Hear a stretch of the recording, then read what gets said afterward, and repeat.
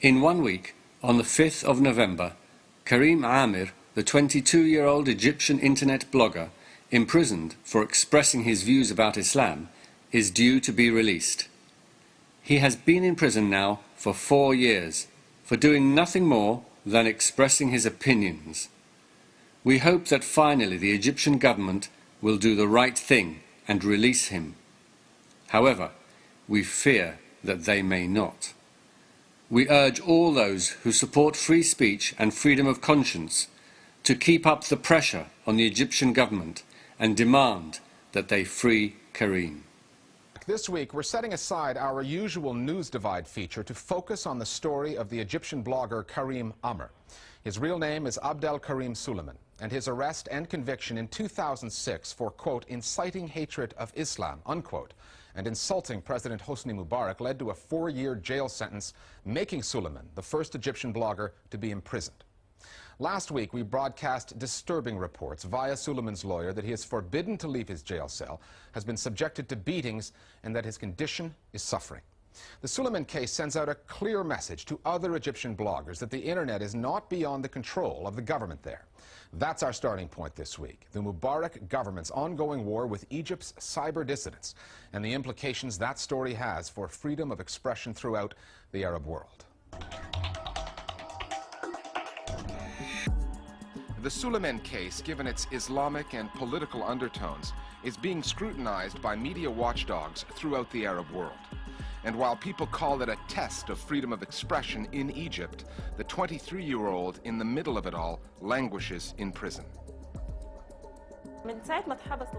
From the moment he was in prison till now, there have been several violations against him. He has been subjected to beatings. He has been demeaned and manhandled by prison guards.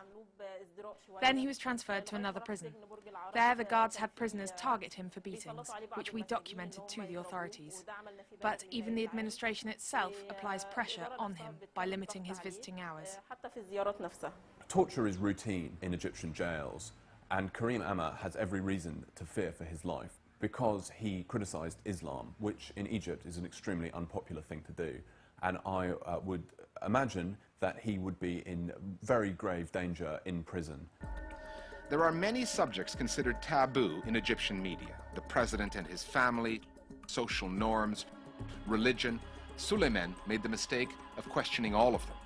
In one of his blog posts, he likened one of Egypt's most prestigious universities, Al-Azhar, to Al-Qaeda, calling them two sides of the same coin.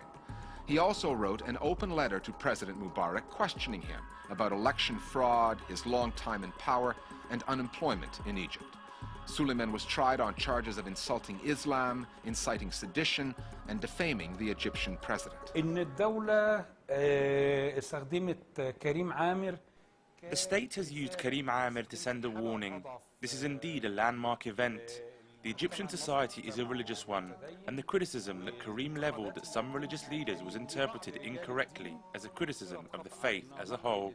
From here, the state succeeded in the severe punishment they meted out, which he clearly did not deserve, and it succeeded in sending a message to all bloggers, and many of them are now scared. Articles 46 and 47 of the Egyptian Constitution protect freedom of expression and freedom of belief. There are also international agreements that Egypt has ratified. At the moment, there is a charge of insulting the head of state, Article number 179. So, of course, the reality of the situation does not attest to there being freedom of expression. But there are indeed laws in Egypt that enshrine both freedom of expression and freedom of belief. The arrest and imprisonment of Suleiman in a country whose media are influential throughout the Arab world made headlines. Egypt has more than 500 newspapers, nearly 100 broadcast outlets, TV and radio. 7% of the population is online, and while that might sound low, Egypt is among the most web-connected countries in the Arab world. And the media and the government are in constant conflict with one another.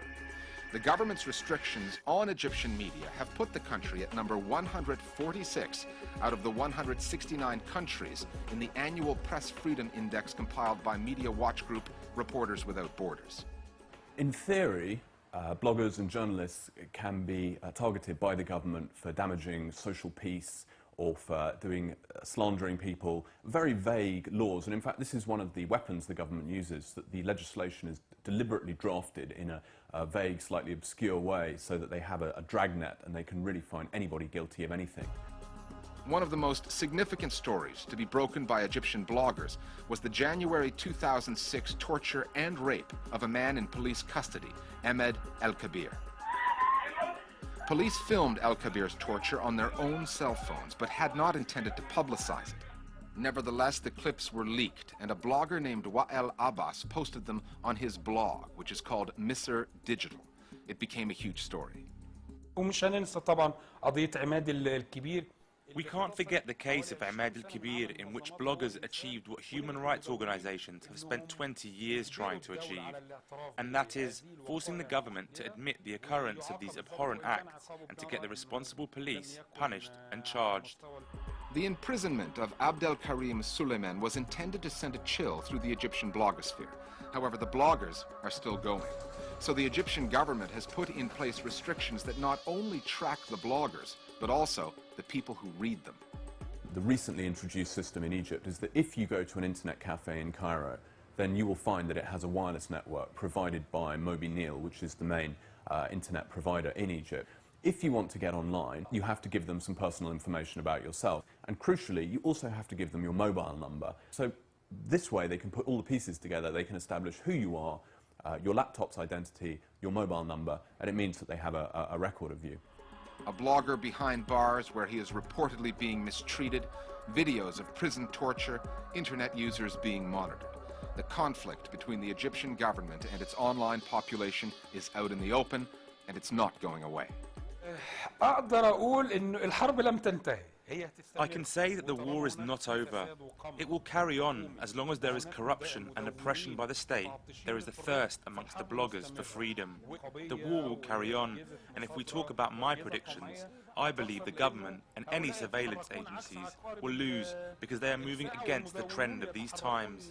The bloggers are moving forward, and I predict success for those who move forward as opposed to those who move against the grain.